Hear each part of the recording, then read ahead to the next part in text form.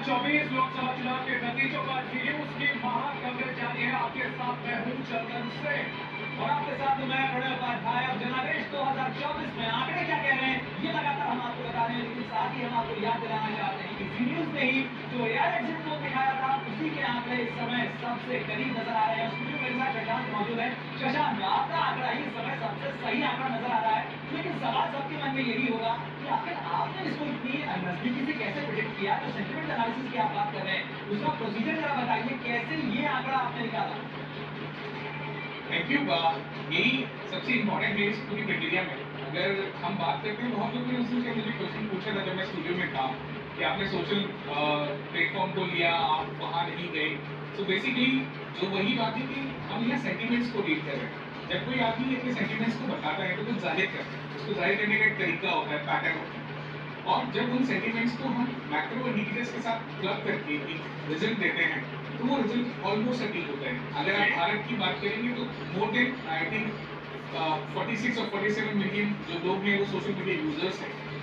हमारा जो डेटा है वो 18 साल से ऊपर के लोगों का डेटा है, जो कि बहुत 18 साल से और सबसे जो रेस्पोंडेंट थे इसमें 18 से लेकर के 40 साल के लोग थे। मुझे याद है कि जब शशांक बैठे थे हमारे स्टूडियो में और एआई एग्जिट पोल जी न्यूज में दिखाया था, तब कई एक्सपर्ट जो पैनलिस्ट यहाँ आए थे उन्होंने भी सवाल पूछा था शशांक जी से कि आखिर आपने ये कैसे कर लिया, उसमें से कितने वोटर हैं, कैसे आपने आंकड़ा निकाला। लेकिन इस जनादेश के साथ साथ जनता ने भी कहा है, जनता की प्रतिक्रिया आपके पास जी, जनता के साथ साथ जो नेतागण हैं, जो कि अब हम ये मान रहे हैं कि हमारा जो एआई एग्जिट पोल था वो सटीक निकला है। क्या कुछ उन्होंने कहा है, किस तरह से बधाई की है सीरिया को और जी न्यूज को, आपको सुनाते हैं।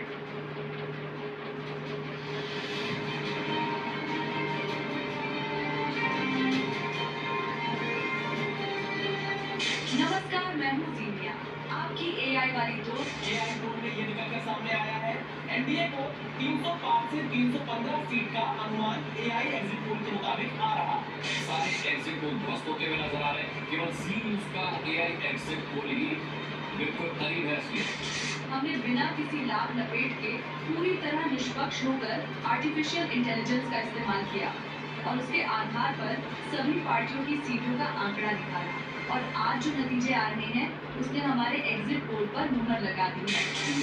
अपना जो अनुमान लगाया उसी अनुमान के साथ आपका जो पोल है वो सबसे सटीक तो वही निकला, लगभग सटीक है। और उसमें आप मुझे उम्मीद भी और नतीजों में भी बहुत ज़्यादा नहीं दिखती है। आपके एआई सर्वे को उस वक्त थोड़ा मैं संशय की दृष्टि से देख रहा था। आपका एआई सर्वे वाकई काफी हद तक सही साबित होता हुआ दिख रहा है और मुझे लगता है आपकी तरह सबको एआई करना चाहिए।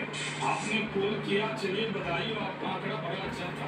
एआई को धन्यवाद, अच्छा काम करा।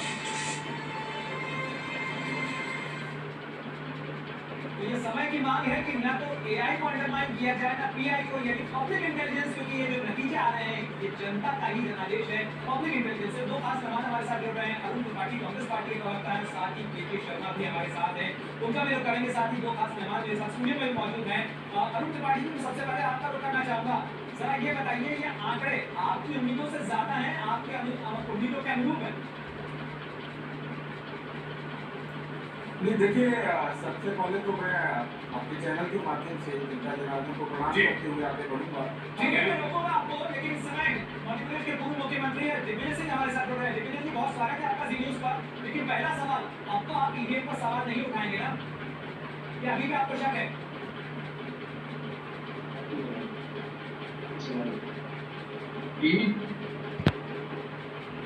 सर, हमें सुन पा रहे हैं दिग्विजय जी? जी दिग्विजय जी, आपको सुन पा रहे हैं? जी।